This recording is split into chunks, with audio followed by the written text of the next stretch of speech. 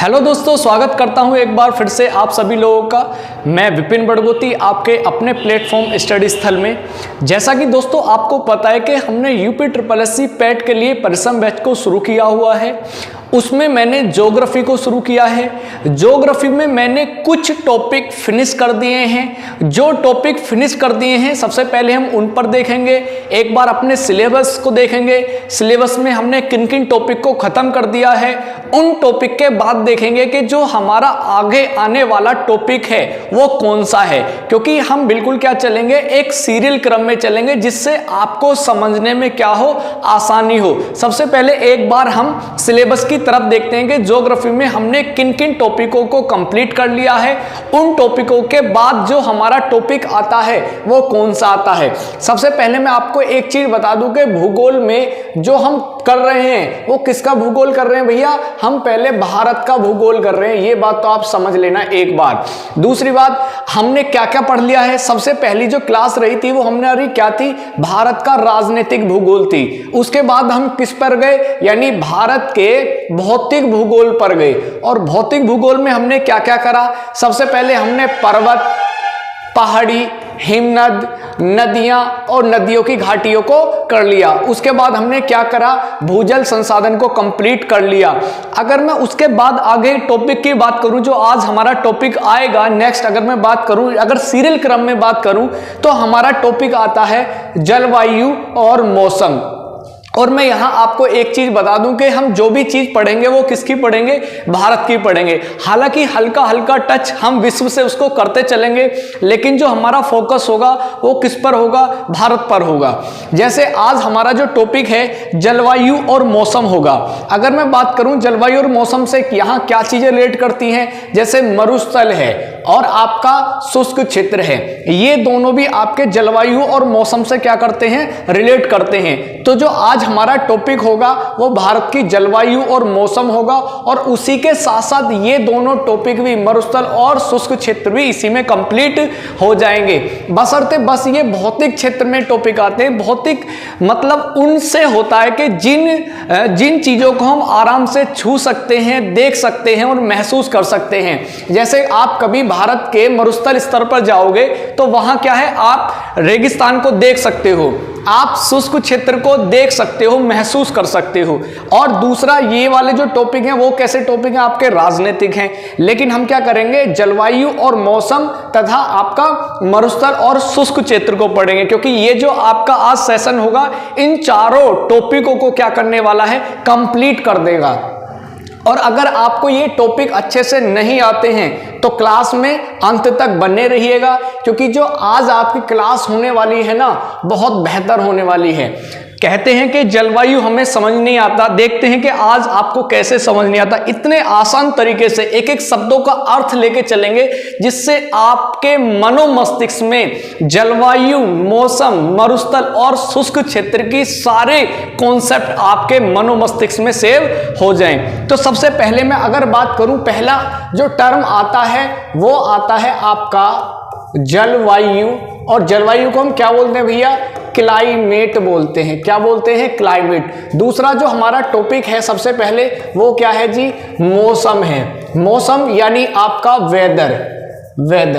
अब देखो, अब यहां से मैं अगर बात करूं, ये जो जलवायु है और मौसम है, इन दोनों जो शब्द हैं, ये जो दो शब्द हैं, इन दोनों शब्दों में जो बेसिक अंतर है, सबसे पहले आप मुझे वो बताइए कि इन दोनों में जो बेसिक अंतर है वो क्या अंतर है। अगर मैं अपने शब्दों में इनको बताने की कोशिश करूं, जो जलवायु शब्द है, सबसे पहले ये जल प्लस वायु यानी दो शब्दों से मिलकर बना है।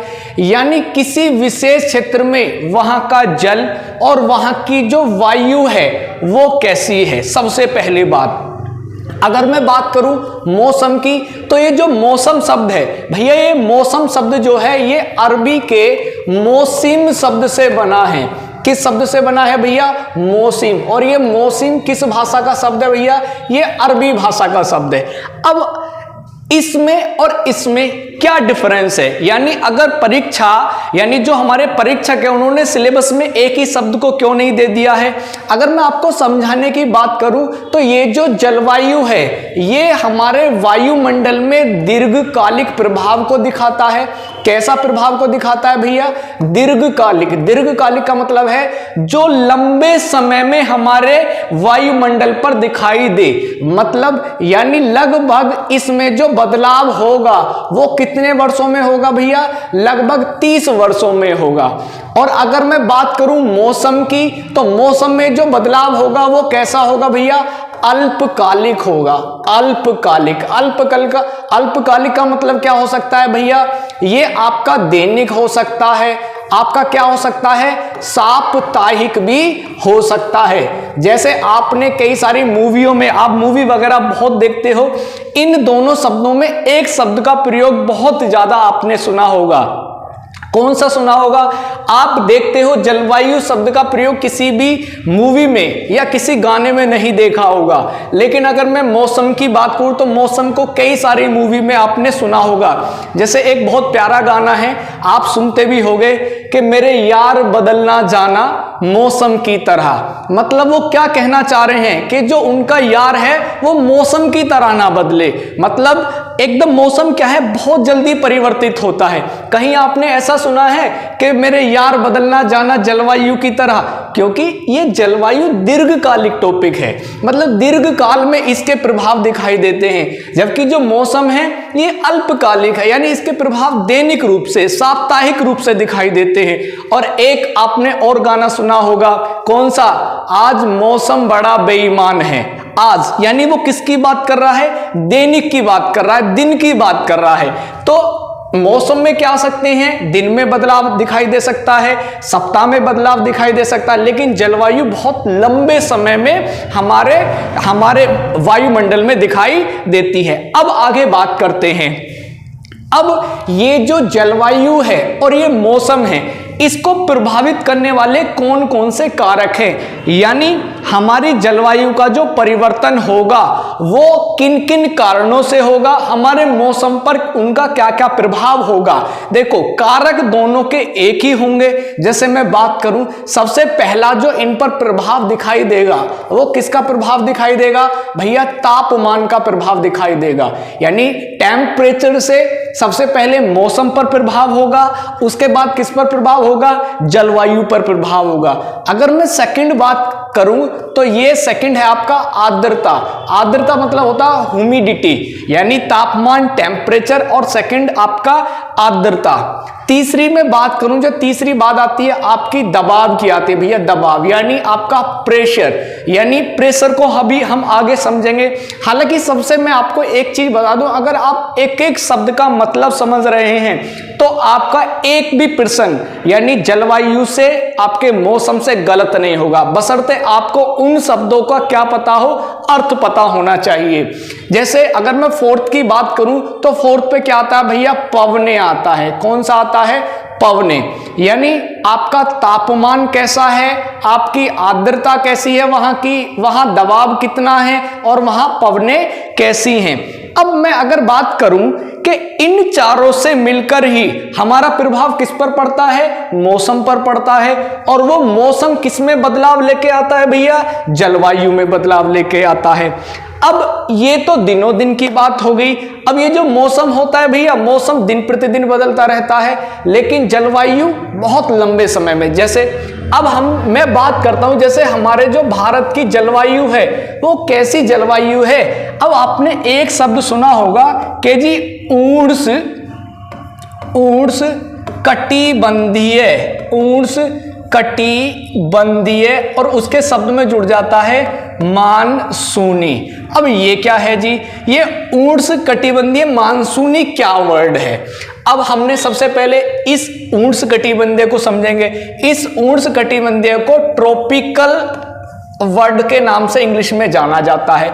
अब ये ट्रॉपिकल क्या वर्ड है? सबसे पहले मैं बात करूं, जो हमारा ग्लोब है, इस ग्लोब में हम क्या देखेंगे? अपने भारत की स्थिति देखेंगे।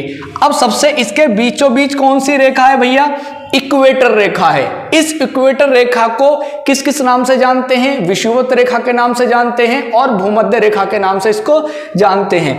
अगर मैं इसके ऊपर यानी 23.5 डिग्री नॉर्थ में, 23.5 डिग्री क्या आपके साउथ में अगर रेखा खींचता हूं और उन दोनों के बीच की जो स्थिति रहती है, उस स्थिति को जो मैं जानता हूं या जाना जाता है, उसको किस नाम से जाना जाता है भैया?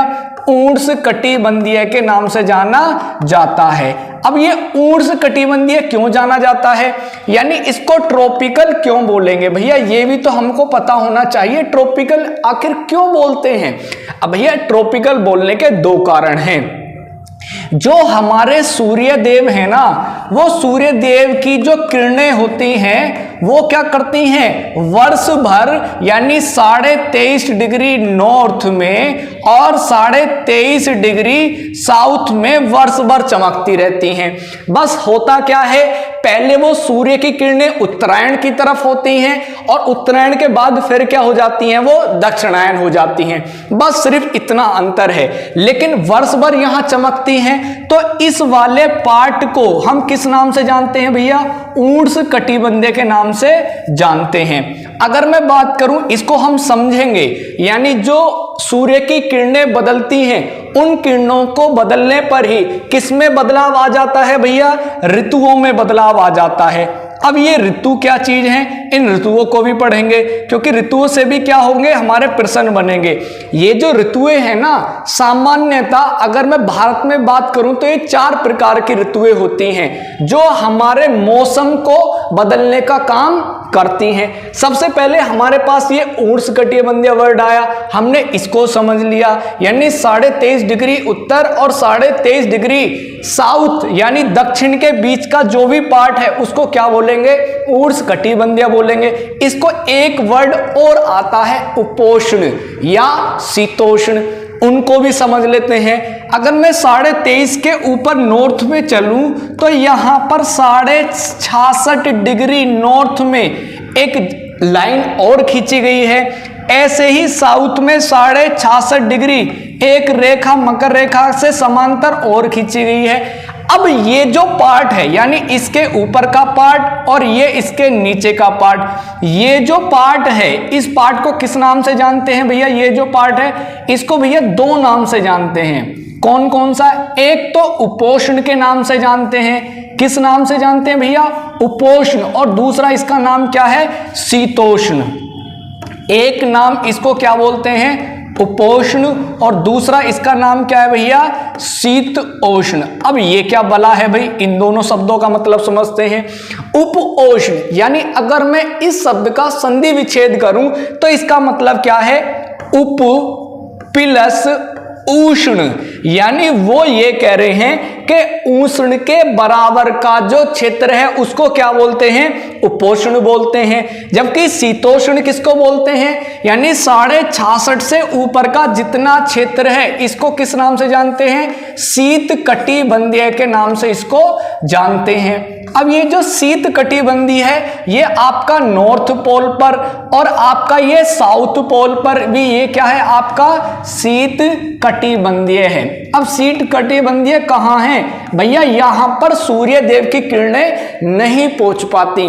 जब सूर्य देव की किरणें यहां तक नहीं पहुंच पाएंगी तो ये वाला क्षेत्र किस नाम से जाना जाएगा भैया? शीत के नाम से ही तो जाना जाएगा भाई। शीत का मतलब है ठंडा। अब ये वाला पार्ट जो है, यानी ये तो हो गया भैया आपका कौन सा? यानी ये शीत क्षेत्र हो गया। कौन सा क्षेत्र हो गया? ये शीत क्षेत्र है। ये वाला जो पॉइंट है ये शीत क्षेत्र है, ये भी शीत क्षेत्र है। अब इसके पास की जो ये सारा क्षेत्र है, इसके पास की जो जगह है ये किस दूसरे नाम से जानी जाएगी? शीतोष्ण। ये भी क्या जानी जाएगी? शीतोष्ण। यानी इसके 2 नाम हैं, शीत भी और उष्ण भी। यानी ये वाला स्थान ठंडा भी है और क्या है? गर्म भी है। जबकि ये क्या है? केवल गर्म है। ये केवल क्या है? ठंडा है। मेरी बात को आप पकड़ पा रहे हैं? चलो अब हमने क्या काम करा, हमने उष्णकटिबंधीय वर्ड को समझ लिया, हमने अब चलते हैं सीधा सीधा मानसून पर। ये मानसून वर्ड क्या है, क्योंकि जब तक हम एक एक वर्ड का मतलब नहीं समझेंगे तब तक ना हमें जलवायु समझ आएगी, ना हमें मौसम समझ आएगा, ना हमें मरुस्थल और ना ही शुष्क क्षेत्र समझ आएंगे। अब चलते हैं आगे, आगे कहां चलेंगे, यानी ये जो मानसून वर्ड है, ये मानसून क्या है भैया। सबसे पहले जो मानसून वर्तमान में आपको दिखाई दे रहा है, ये मानसून इंग्लिश का वर्ड है, मानसून। अब ये मानसून जो वर्ड है, ये अरबी भाषा के मोसीन वर्ड से बना हुआ है। किस वर्ड से बना हुआ है भैया, मोसीन, यानी मोसीन से क्या बना है, मानसून बना है। अब ये मानसून की जो गति है भारत में किस प्रकार होती है, तो हम क्या करते हैं, स्लाइड को आगे चलते हैं, वहीं पर इसको क्या करेंगे, समझने का प्रयास करेंगे कि मानसून है क्या। देखिए, अगर मैं इस मानसून शब्द की बात करूं, ये जो मानसून वर्ड है, ये मानसून वर्ड वैसे तो इसका जो परिवर्तन होता है वो किसके आधार पर होता है भैया, ऋतुओं के आधार पर होता है। यानी जो ऋतुएं हैं ना, उनके आधार पर ही मानसून आता है। कैसे आता है, ये जो मानसून है मुख्यतः दो कारक पर निर्भर करता है। किस पर करता है, एक जो प्रेफर करता है वो पवनों पर करता है भैया, पवनों पर करता है। दूसरा जो करता है प्रेफर, वो किस पर करता है भैया, दबाव पर प्रभाव यानी प्रेफर करता है। यानी मानसून की जो उत्पत्ति होगी वो किन दो से होगी, पवन से होगी और दबाव से होगी। अच्छा, कैसे होगी, देखिए, ये हमारा फिर से हम क्या ले लेते हैं, ग्लोब ले लेते हैं भैया। ये हमारा पूरा ग्लोब है। अब ग्लोब में सबसे पहले वही इक्वेटर रेखा खींचेंगे। इक्वेटर रेखा के ऊपर हम क्या करेंगे, ऊपर ये हमने कर्क रेखा खींची, ये हमने क्या खींची, यानी मकर रेखा खींची। अब आपको जो हमारे भूगोल वेत्ता हैं, यानी जो भूगोल के अध्ययन करते हैं, उन्होंने कहा है कि जो हमारी रेखा यानी जो हमारी पवने हैं, पवने जो चलती हैं हमेशा वो लो प्रेशर और हाई प्रेशर के मध्य में बहती हैं। यानी जो पवनों का जो उद्गम होगा वो कैसे होगा, यानी वो लो प्रेशर और हाई प्रेशर के मध्य में होती हैं। जैसे मैं आपको इसको समझाने का प्रयास करता हूं, जैसे आपने कभी तूफान की स्थिति देखी है। जैसे सामान्यतः आप देखते हो कि जी आज तूफान आने की संभावना है, तो जब तूफान आने की संभावना होती है तो क्या होता है, अच्छा, तूफान और आंधी, पहले तो इन दोनों वर्डों का मतलब समझिए कि आप इनको बिल्कुल क्या इन दोनों का मतलब ना समझ पाओ। एक होता है आंधी और एक होता है तूफान, ये एक दूसरे के क्या हैं, विलोम हैं। और देखो, मुझे ये मत कहने लगना कि सर आप सब चीजों का अर्थ बता रहे हैं। देखो, कहीं ना कहीं जब तक आप किन्हीं शब्दों का मतलब नहीं समझोगे तभी ये आपको जलवायु समझ नहीं आएगी। अगर आपने शब्दों का मतलब समझ लिया तो ये नहीं हो सकता कि आप इस टॉपिक को बढ़िया से समझ ना पाओ। देखो, आंधी का मतलब होता है जब कोई वायु तेज गति से हमारी तरफ आ रही होती है, यानी जो वायु है वो तेज गति से हमारी तरफ आ रही होती है, लेकिन आने के बाद वो वायु तेज गति से क्या होती है, चली जाती है। यानी ये हमारी तरफ आ रही है, हम इस पॉइंट पर हैं और यहां से गुजरने के बाद क्या है, वो चली जाएगी। यानी ये आंधी है और ये तूफान है। अब आपने देखा होगा कि हम इस पॉइंट पे हैं और आंधी आने की संभावना है, तो आपने देखा है उस समय का मौसम बिल्कुल शांत हो जाता है, बिल्कुल शांत। यानी पेड़ों के जितने भी पत्ते होते हैं सामान्यतः बिल्कुल शांत स्थिति में हो जाते हैं, कोई वायु नहीं चलती, कुछ नहीं चलता। वहां का जो दाब रहता है, वहां का दाब कैसा रहता है भैया, न्यूनतम रहता है। कैसा दाब रहता है, न्यूनतम। यानी जहां पर शांत स्थिति रहती है, शांत स्थिति रहती है, वहां का जो दबाव रहता है वो कैसा रहता है भैया, न्यूनतम रहता है, न्यूनतम। अब यहां जैसे हाई प्रेशर है, यहां पर कुछ हवाएं चलती रहती हैं, तो यहां पर दबाव की स्थिति कैसी रहती है भैया, ज्यादा रहती है, ज्यादा। अब इन दोनों में जितना अंतर ज्यादा होगा, यानी हाई प्रेशर में और लो प्रेशर में जितना ज्यादा अंतर होगा, वायु का प्रवाह या वायु की गति उतनी ही क्या होगी, तेज होगी। मतलब समझिए, अगर हाई प्रेशर, ऐसे समझिए ये हाई प्रेशर है और ये लो प्रेशर है, इनके बीच का अंतर जितना ज्यादा होगा उतना वायु का वेग कैसा होगा, वो भी क्या होगा, ज्यादा होगा। अब ये बहुत तेज से क्या आई, आंधी आई, और जैसे ही आंधी आती है हमारे यहाँ लो प्रेशर रहता है और लो प्रेशर से हाई प्रेशर से लो प्रेशर की तरफ पवनें चलती हैं, और जब पवन चलती हैं तो फिर आंधी आने के बाद क्या है, वो साथ के साथ निकल जाती है। यानी आंधी आई, तूफान गया। मेरी बात सब पकड़ पा रहे हो? यानी आंधी आई और तूफान गया। अब हमारे क्षेत्र में क्या था, दबाव कम था, इसलिए हवा हमारी तरफ आई। अब किसी अन्य जगह पर क्या होगा, दबाव कम होगा तो वायु उस तरफ निकल जाएगी। मेरी बात पकड़ पा रहे हो? अब आगे, यानी हमने किसको समझ लिया, दबाव को समझ लिया, हमने किसको समझ लिया, पवनों को समझ लिया। अब यानी दबाव के कारण ही पवनों की उत्पत्ति होती है। चलो जी, ये बात समझ लिया। अब ये दबाव क्या वर्ड है, अब भाई हमें दबाव को भी तो समझना होगा। हमने सारी चीजें एक एक करके पढ़ी, फिर ये दबाव क्या चीज है भैया, इस दबाव को देख लेते हैं।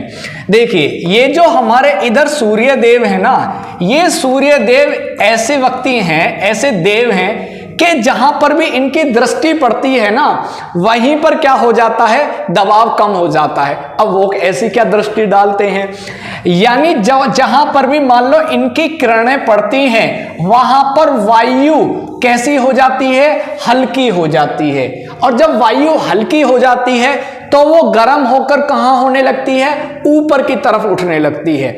यानी अगर सूर्य देव की किरणें मान लो यहां हैं, भाई कहां हैं, इधर की तरफ हैं, और जब इधर की तरफ होंगी और यहां क्या है, सूर्य किरणें नहीं है, तो यहां से यहां की तरफ वायु चलने लगेंगी। यानी जैसे पृथ्वी हमारी इस तरह, मैं देखो एक उदाहरण लेके आता हूं। देखो यहां पर एक बैलून रखा हुआ है और इस बैलून से ही हम चीजों को क्या करते हैं, समझने की कोशिश करते हैं।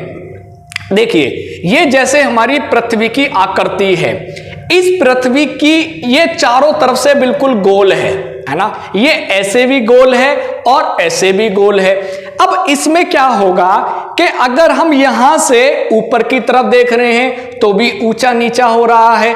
मान लो जैसे सूर्य की किरणें यहां पड़ रही हैं, है ना, तो वायु गर्म होकर कहां उठ जाएगी, ऊपर की तरफ उठ जाएगी। समझ पा रहे हो? और अगर इधर की तरफ पड़ रही हैं तो वायु की जो वायु है गर्म होकर कहां उठ जाएगी, ऊपर की तरफ उठ जाएगी। अब कहने का मतलब यह है कि जहां पर भी सूर्य देव की किरणें पड़ेंगी वहां पर दबाव कैसा होगा भैया, कम होगा। कैसा होगा, दबाव कम होगा, क्योंकि वायु क्या होगी, गर्म होकर कहां उठ जाएगी, ऊपर की ओर उठ जाएगी। ठीक है जी, ऊपर उठ जाएगी। अच्छा जी, यहां भी बात क्लियर होगी। लेकिन ये जो सूर्य देव है ना, ये हर समय एक जगह अपनी सूर्य की किरणों को लगातार नहीं डालते हैं। ये क्या करते हैं, समय समय पर क्या होते हैं, उत्तरायण होते हैं, कभी दक्षिणायन होते हैं। अब ये क्या चीज है भाई, इसको भी समझ लेते हैं। ये हमें समझने के लिए कहां जाना पड़ेगा, नेक्स्ट स्लाइड पर चलना पड़ेगा। चलते हैं जी नेक्स्ट स्लाइड पर। अब देखिए, यहां पर हमारे कौन है, ये बीचों बीच कौन है, सूर्य देव है। अब सूर्य के चारों ओर पृथ्वी क्या लगाती है, दीर्घवृत्ताकार में चक्कर लगाती है। आपको पता है कैसे लगाती है, यानी पश्चिम से पूरब। अब पश्चिम से पूरब कैसे, यानी मान लो कि अगर पृथ्वी यहां है, ठीक है जी, अब जब पृथ्वी यहां होगी तो क्या होगा, फिर पृथ्वी कहां पहुंच जाएगी भैया, यहां पहुंच जाएगी। उसके बाद पृथ्वी कहां पहुंच जाएगी भैया, यहां पहुंच जाएगी। उसके बाद पृथ्वी कहां पहुंच जाएगी भैया, यहां पहुंच जाएगी। यानी 4 स्थिति में ये जो स्थिति होगी इनकी कैसी होगी भैया, दीर्घवृत्ताकार होगी। कैसी पृथ्वी कैसी होगी आकृति इनकी, दीर्घवृत्ताकार होगी। यानी सूर्य के चारों तरफ जो ये चक्कर लगा रही हैं किस आकार में लगा रही हैं, दीर्घवृत्ताकार में लगा रही हैं। अब यहीं से क्या होगा, जैसे ही सूर्य के चारों तरफ पृथ्वी चक्कर लगाएंगी यहीं से क्या होगा, ऋतुओं का परिवर्तन शुरू हो जाएगा। कैसे होगा उसको देख लेते हैं। अब आपने यहां देखा, आपने एक वर्ड बहुत सुना होगा कि जो हमारी पृथ्वी है ना वो 23.5 अंश पर झुकी हुई है। यानी बिल्कुल जो पृथ्वी है ना बिल्कुल गोल रूप से क्या है, यानी बिल्कुल ऐसे ना होकर कैसे है जी, वो ऐसे है। मेरी बात समझ पा रहे हो आप, यानी बिल्कुल सीधी ना होकर 0 डिग्री अक्ष पर ना होकर कितने पर है जी, ये 23.5 डिग्री पर क्या है, झुकी हुई है। इसी के कारण क्या होता है, हमारे जो दिन और रात है ना ये कम और ज्यादा होते रहते हैं। आपने देखा है ना, कभी दिन की संख्या कम हो जाती है, यानी दिन की जो अवधि है वो कम हो जाती है, कभी दिन की अवधि क्या होती है वो ज्यादा हो जाती है। जैसे अब यहां आपने देखा होगा तो हमारी जो पृथ्वी है वो कितने पर झुकी हुई है, 23.5 पर, और हमने इसको मान लिया 0 डिग्री अक्षांश रेखा। यानी या तो इसको मान लो 0 डिग्री अक्षांश रेखा, या इसको क्या मान लो, भूमध्य रेखा, या इसको मान लो इक्वेटर रेखा, कुछ भी कह सकते हो, या क्या कह सकते हो, विषुवत रेखा। अब इनको भी समझ लो, इनको क्यों कहते हैं, इतने सारे नाम क्या है भाई। ये जो 0 डिग्री अक्षांश है ना, इसको अक्षांश इसलिए कहा जाता है क्योंकि इसके ऊपर भी 7 यानी 89 रेखाएं कहां हैं, ऊपर की तरफ हैं, तो इसको अक्षांश बोल दिया। नीचे की तरफ भी 89 रेखाएं हैं, तो इसलिए इनको क्या कहा जाता है, अक्षांश रेखा कहा जाता है, और इसी के समांतर हमारी रेखाएं खींची गई हैं। भूमध्य रेखा क्यों कहा जाता है, यानी जो भूमि के मध्य में है, यानी जो रेखा भूमि के बीचों बीच खींची गई हैं उनको भूमध्य रेखा कहते हैं। तीसरा वर्ड क्या है, विषुवत रेखा, यानी जब सूर्य की किरणें विषुव यानी जब बीचों बीच पड़ती हैं तो उनको क्या बोलते हैं भैया, विषुव रेखा बोलते हैं। अब आगे, अब मैं क्या करूंगा, इसके समांतर ही, यानी जो ये रेखा है इसके समांतर ये रेखा होगी हमारी कर्क रेखा, और ये क्या होगी हमारी विषुवत रेखा, सॉरी मकर रेखा। अब आप यहां देखोगे, यहां हमारा सूर्य देव है, और मैं आपको एक चीज, एक पृथ्वी अलग बनाकर दिखा देता हूं कि जो हमारी भारत की स्थिति है वो कहां है, क्योंकि यहीं से आपको प्रश्न अब शुरू हो जाएंगे बनने। यानी जो हमारे भारत की स्थिति है वो कहां पर है भैया, ये यहां है भैया। यानी इस कर्क रेखा के बीचों बीच से ही हमारा क्या गुजरता है, भारत के बीचों बीच से कर्क रेखा गुजरती है। बात समझ पा रहे हो।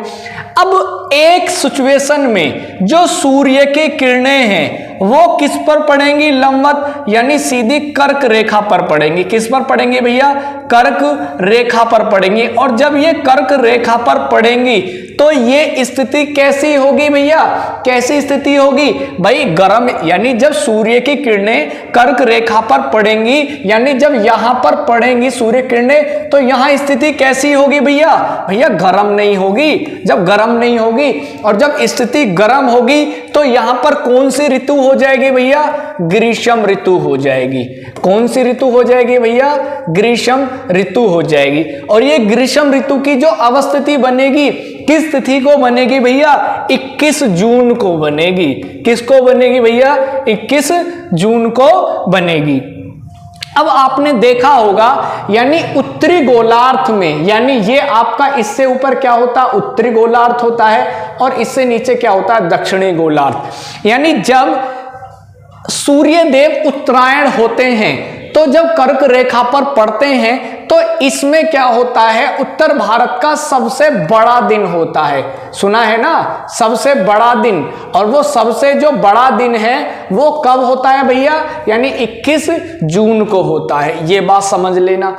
अब हमारी पृथ्वी यहां से जाकर कहां जाएगी, यहां पहुंचेगी। अब वही कंडीशन बनेगी यहां पर भी। क्या कंडीशन बनेगी भैया, अब सूर्य की किरणें कहां थी, यहां थी। अब यहां के बाद यानी ऊपर थी, ऊपर के बाद कहां जाएगी अब, यानी अभी उत्तरायण है, तो उत्तरायण के बाद क्या होगा भैया, नीचे की तरफ आएगा ना सूर्य। भाई सूर्य, ये जब पृथ्वी ऊपर जाएगी और सूर्य यहां स्थिर है, तो ये यहां की बजाय क्या होगी भाई, नीचे की तरफ आ जाएगी, नहीं आ जाएगी। अब वही कंडीशन यहां बना दीजिए भैया, बिल्कुल सेम कंडीशन। अब क्या होगा, यानी जून, जुलाई, अगस्त और सितंबर। अब ये जो आकृति होगी, यानी 23 सितंबर को अब जो सूर्य देव होंगे वो सीधे उत्तरायण से कहां हो जाएंगे, दक्षिणायन हो जाएंगे। और जब दक्षिणायन होंगे तो सूर्य की किरणें कहां पड़ेंगी भैया, भूमध्य रेखा पर पड़ेंगी। कहां पड़ेंगी, भूमध्य रेखा पर पड़ेंगी। और जब ये भूमध्य रेखा पर पड़ेंगी तो यहां पर कैसे हो जाएंगे, दिन रात क्या हो जाएंगे, भारत में बराबर हो जाएंगे। और इस वाली स्थिति को किस नाम से जाना जाएगा भैया, किससे भैया, वर्षा ऋतु के नाम से जाना जाएगा। किस नाम से जाना जाएगा, वर्षा ऋतु के नाम से जाना जाएगा। यानी जब 23 सितंबर में हमारी जो स्थिति है वो कहां होगी, यानी यहां है, तो ये कौन सी स्थिति बन जाएगी भैया, वर्षा ऋतु वाली स्थिति बन जाएगी। अब सूर्य की किरणें यानी कहां थी, पहले कर्क रेखा पर थी यहां, फिर कहां पहुंच गई, यानी भूमध्य रेखा पर पहुंच गई। अब कहां पहुंचेंगी, यहां कौन से स्थान पर पहुंचेंगी भैया, सीधे सीधे आप देख रहे हो ना, यानी कहां पहुंचेंगी, पकड़ो बात को जल्दी से, यानी मकर रेखा पर पड़ेंगी। आज जब मकर रेखा पर पड़ेंगी तो ये स्थिति 15 दिसंबर को, 15 दिसंबर को बनेगी। कैसी बनेगी, 15 दिसंबर को। जब सूर्य की किरणें यहां पड़ेंगी तो ये वाली स्थिति जो है ऊपर वाली, यहां क्या पड़ेगी, शीत ऋतु पड़ेगी। और दक्षिण में क्या पड़ेगी भैया, ग्रीष्म ऋतु पड़ेगी। कैसी ऋतु पड़ेगी भैया, ग्रीष्म ऋतु। यानी अब 15 दिसंबर में स्थिति क्या है, यानी यहां पड़ने लगी है। और हमारे यहां पर 22 दिसंबर को क्या होगा भैया, क्या होगा, सबसे छोटा दिन होगा। क्यों होगा, क्योंकि यहां पर पूरी तरीके से सूर्य की किरणें कहां जाएंगी, यहां मकर रेखा पर आ जाएंगी। अब क्या होगा, जब ये दिसंबर के बाद सूर्य की किरणें फिर क्या आ जाएंगी, यहां वही कंडीशन होगी। क्या कंडीशन होगी, यानी मकर रेखा से अब कहां आ जाएंगी सूर्य किरणें, यानी इस वाली रेखा पर होंगी। कौन सी रेखा पर होंगी भैया, ये यानी जो बीचों बीच वाली रेखा है। और इसको क्या बोलेंगे हम, दिसंबर के बाद कौन सी स्थिति आएगी भैया, मार्च की स्थिति आएगी। समझ पा रहे हो, और मार्च में कौन सी होगी भैया, 21 मार्च की होगी। अब प्रश्न, यानी जो ऋतुओं का परिवर्तन होगा वो किसके कारण होगा, यानी पृथ्वी के रोट रेट के कारण होगा। यानी जो अपनी कक्षा में दीर्घवृत्ताकार चक्कर लगा रही है, जब सूर्य की किरणें, यानी जब सूर्य की किरणें कहां होंगी, आपकी बिल्कुल बीचों बीच होंगी और यहां होंगी, तो ये स्थिति क्या बनेगी, एक 23 सितंबर को बनेगी और किसको बनेगी, 21 मार्च को बनेगी। यहां भारत में क्या होंगे, दिन और रात क्या होंगे, बिल्कुल बराबर होंगे। यहां पर भी क्या होंगे, दिन और रात क्या होंगे भैया, बराबर होंगे। अब ये बात भी समझ आ गई, यानी ऋतुओं के कारण, यानी इस पृथ्वी के कारण हमारा क्या होगा भैया, ऋतुओं में परिवर्तन होगा। और जब ऋतु में परिवर्तन होगा तो इसके कारण ही सारी चीजें आपकी बदल जाएंगी। कैसे बदल जाएंगी उसी को देखते हैं। बाकी यहां आपको समझ आई है ना सारी चीजें भाई। ये आपका 23 सितंबर की स्थिति हो गई, ये आपकी 21 जून की स्थिति हो गई, यहां 21 मार्च की स्थिति हो गई, और ये क्या हो गई आपकी 22 दिसंबर की स्थिति हो गई। अब इसके बाद हमारा एक वर्ड आया था मानसून। अब उस वर्ड को देखते हैं भैया, वो वर्ड हमारे यहां कैसे परिवर्तन लाता है, यानी किस कारणात। अब आप समझ रहे हो ना, यानी जब हमारी जो किरणें हैं, यानी जब 23 सितंबर को किस पर पड़ेंगी, बीचों बीच पड़ेंगी, तो यहां पर कैसा होगा भैया, दबाव यानी कम होगा ना। तो यहीं से हमारी चीजें मानसून के बारे में क्लियर होंगी। चलते हैं अब नेक्स्ट स्लाइड पर भैया। अब नेक्स्ट स्लाइड में हमने ऋतु परिवर्तन को देख लिया। इन ऋतु परिवर्तन से ही हमारा क्या वर्ड आएगा, मानसून वर्ड आएगा। चलो जी, इस मानसून को भी देख लेते हैं भैया। ये मानसून क्या बला है भाई, एक चीज मैंने आपको पहले ही बताई थी कि जो मानसून निर्भर करेगा वो दो चीजों पर निर्भर करेगा। किस पर करेगा, एक करेगा आपकी पवनों पर निर्भर करेगा, और दूसरा किस पर निर्भर करेगा, यानी दबाव पर निर्भर करेगा। यानी एक आपका पवन और दूसरा आपका दबाव। अब इसको कैसे समझेंगे, यानी भारत में जो मानसून आएगा वो दो प्रकार से आएगा। एक दक्षिणी पश्चिम मानसून, यानी जब मानसून की एंट्री भारत में होगी, और एक मानसून जब भारत से लौटेगा तो वो किस कारण से होगा। देखो, अगर मैं चाहूं तो सीधा सीधा आपको क्या कर सकता हूं, ऐसे ही बता सकता हूं, लेकिन वो चीजें क्या हैं आपको समझ नहीं आएंगी। कैसे, अगर मैं चाहूं सीधा सीधा क्या बता सकता हूं कि जो दक्षिणी मानसून आपका प्रवेश करेगा वो इस प्रकार से प्रवेश करेगा, और कब प्रवेश करेगा, यानी जून के सप्ताह में प्रवेश कर जाएगा। लेकिन ये आपके समझ में नहीं आएगा। हम इसको कैसे समझेंगे, यानी वही कंडीशन हम किस पे जाएंगे, सबसे पहले ग्लोब पे जाएंगे। ग्लोब पे जाने के बाद वही कंडीशन होगी, कैसी, कर्क रेखा, उसके बाद आपकी कर्क रेखा, उसके बाद ये भूमध्य रेखा, और इसके नीचे ये मकर रेखा। अब कैसे, एक ऐसी पवनें होती हैं जो वर्ष भर, यानी वर्ष भर चलती रहती हैं, जो वर्ष भर चलती रहती हैं, उन पवनों को ट्रेड पवनों के नाम से जाना जाता है।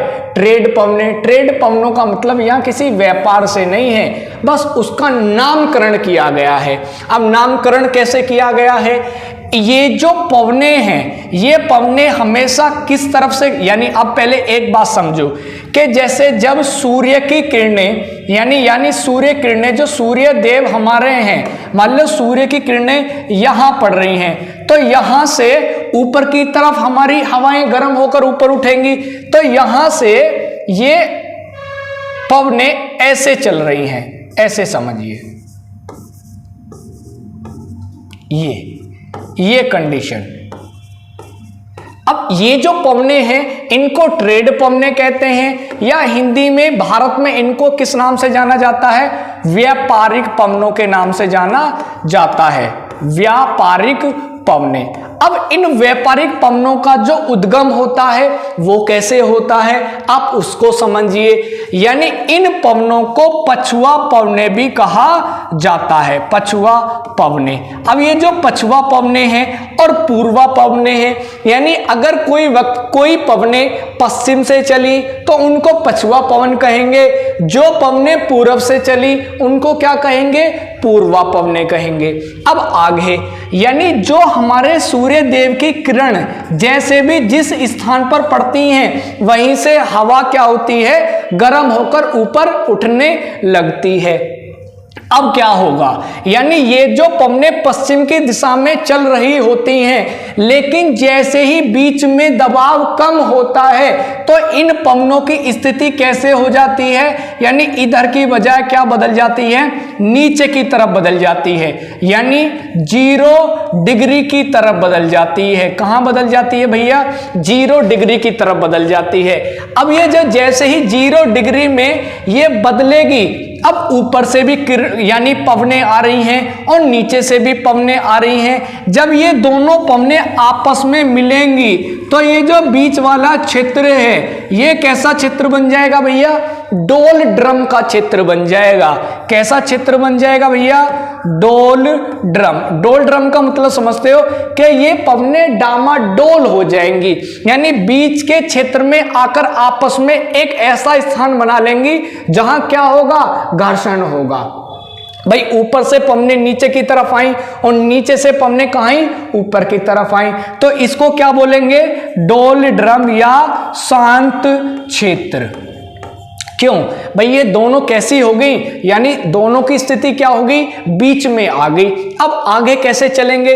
यानी जब ये पवनें ऐसे चल रही हैं तो ये हमारी पवनें ऐसे कैसे हो गई? भाई इस चीज को भी तो समझना जरूरी है कि ये जो पवनें हैं ये ऐसे चलते चलते कैसे हो गई। भाई थोड़ा सा क्या पढ़ा था, यानी हमने ये जो बीच वाली स्थिति है, बीच वाली स्थिति मैंने आपको बताया था कि जो सूर्य की किरणें जहां जहां पड़ती हैं वो वाला क्षेत्र जो होता है वो कैसा क्षेत्र होता है भाई? कम दबाव वाला क्षेत्र होता है। कैसा होता है? कम दबाव वाला क्षेत्र होता है। और जहां सूर्य किरणें नहीं पड़ती हैं वो कैसा क्षेत्र होता है? ज्यादा दबाव वाला क्षेत्र होता है, ज्यादा दबाव वाला। अब क्या होता है यहां से? यहां हमने देखा कि सूर्य की किरणें जब यहां पड़ रही थी तो वायु जो थी हमारी ऊपर से कहां हल्की होकर कहां जा रही थी? नीचे की तरफ जा रही थी। अगर मैं ऊपर चलूं यानी यानी जो आपकी कर्क रेखा है, अब कर्क रेखा से जब मैं ऊपर चलता हूं और यहां मकर रेखा से नीचे चलता हूं तो ये वाला क्षेत्र और ये वाला क्षेत्र कैसा क्षेत्र हो जाता है? ये भी कैसा क्षेत्र होगा भैया? कम दबाव का क्षेत्र होगा। यानी यहां ये वायु कहां चल रही थी? इधर की तरफ चल रही थी। अब ये जो वायु है इन वायु की दिशा बदल जाएगी। अब वायु की दिशा बदलेगी कैसे? यानी जो हमारा पूरा ग्लोब है, इस ग्लोब में जो उत्तरी गोलार्ध है इसमें पवनों की दिशा अलग होती है, जो दक्षिणी गोलार्ध है उसमें पवनों की दिशा क्या होती है? अलग होती है। जैसे मैं यहां की बात करूं, यहां जो हमारी दिशा होगी वायु की वो कैसी होगी भैया? क्लॉकवाइज होगी। जबकि दक्षिण गोलार्ध में वायु की दिशा कैसी होगी भैया? एंटी क्लॉकवाइज होगी। इसे भैया यहां पर बोलते हैं फेरल का नियम। किसका नियम बोलते हैं भैया? फेरल का नियम। ये जो फेरल विद्वान है ना, उन्होंने इसके नियम का प्रतिपादन किया है। अब ये जो हमारी वायु है यानी यहां से अब कैसा होगा? ये क्षेत्र इधर की तरफ, यानी ये ज्यादा दबाव का क्षेत्र है, ये कम दबाव का क्षेत्र है, तो जो हमारी वायु की दिशा है वो किस तरफ मुड़ जाएगी? इस तरफ मुड़ जाएगी। और ये वाली जो वायु है ये किस तरफ मुड़ जाएगी भाई? ये भी आपकी इस तरफ मुड़ जाएगी। यानी जो व्यापारिक पवनें हैं उनकी दिशा क्या होगी? पछुआ पवनें होगी। जबकि इनके ऊपर जो होगी पवनों की दिशा वो कैसी होगी भैया? पूर्वा पवनें होंगी। अब दोस्तों आगे यहां से हम क्या करेंगे? हम अपने भारत की स्थिति देखेंगे, लेकिन ये वीडियो बहुत बड़ा हो जाएगा, आपका जो कॉन्सेप्ट है बहुत लंबा हो जाएगा। तो जो हमारी नेक्स्ट वीडियो होगी वो कहां से होगी?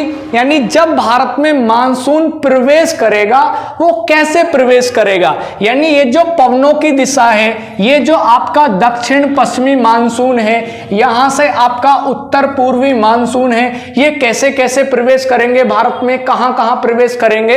तो इस सारे यानी जो हमारी नेक्स्ट वीडियो होगी, जो नेक्स्ट कॉन्सेप्ट होगा वो क्या होगा? भारत में मानसून का प्रवेश होगा। लेकिन इस वीडियो में हमने क्या क्या कंप्लीट करा है? हमने जलवायु को देख लिया है, हमने मौसम को देख लिया है, तापमान, आर्द्रता, ऋतुओं को, इनका परिवर्तन सबको देख लिया है। तो मिलते हैं अगली वीडियो में। अगर आपको ये वीडियो अच्छी लगी है तो वीडियो को लाइक करिएगा, अपने दोस्तों के साथ शेयर करिएगा और अंत में जाते हुए चैनल को भी सब्सक्राइब करके जाइएगा। तो मिलते हैं अगली वीडियो में, तब तक के लिए धन्यवाद।